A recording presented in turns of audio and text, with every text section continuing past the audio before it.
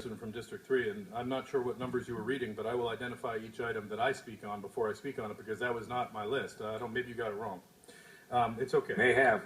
It's possible. It's possible. And I know today is Funny Zinger Day, but please don't interrupt me during the presentation as you were doing with Mr. Sachs. You did it last week, and it was very upsetting for me because I can't keep track. It's hard with all these items, so I appreciate that. First of all, the presentation was excellent. The Marina Dredging Group. One group that was not honored among them was the Army Corps of Engineers, I noticed, because they're not county stars. They're actually a different group, so that's reasonable. But John Nahas and the Boating Coalition have been trying to dredge up California public records on that marina stuff, and they have not been getting any traction. We've got County Counsel Amy Caves, could be the one who the board wants to goose it along, cut some red tape, Mayor Antonovich, like last week. You could address her on that. There's been a lot of weird public record omissions going on over there that I've heard about, which I will leave for later.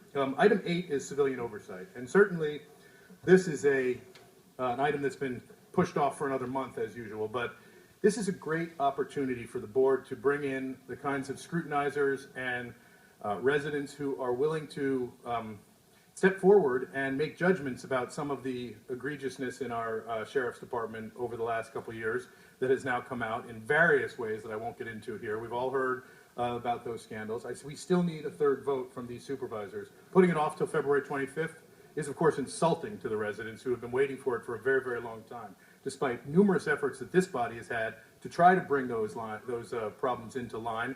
I don't say this with any kind of spin. It has been a failure. So we need to move forward with eyeballs that are fresh and not interested, and not Richard Droyan and Joe Brand and Joe McGrath, who are all fine Americans, but they're fine Americans who are working for you guys under terms that we can't see, doing we don't know what, and we don't like it, because they come back and say stuff like, lapel cameras don't make any sense.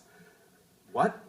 Of course they make sense. And ask Steve Sobroff and others, and I'm happy to go into the weeds on custody versus patrol there. It's just not a fair assessment. We want people giving us a fair assessment. Okay, item number 11 requires very, very careful scrutiny, and I'm not up for it.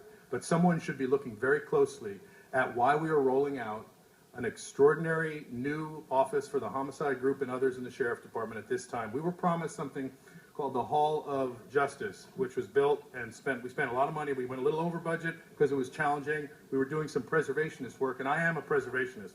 As Mr. Yaroslavsky and Mr. Ridley Thomas know, I am a preservationist. I believe in keeping old stuff that's cool. That said, this new rollout is worrisome, and I don't know how to evaluate it because it's all coded in ways that I can't quite get into. Hopefully someone will take a look. Finally, I just want to ask Supervisor Molina, who's done an excellent job, regarding Cesar Chavez volunteer. Time's up. Thank you. Yeah, well, the final comment is there's a line that says no public information. Mr. Not Sachs? for public information. Hit the button, sir. Not for public information. I don't know what that means. Why would that be the case? For such Mr. Sachs?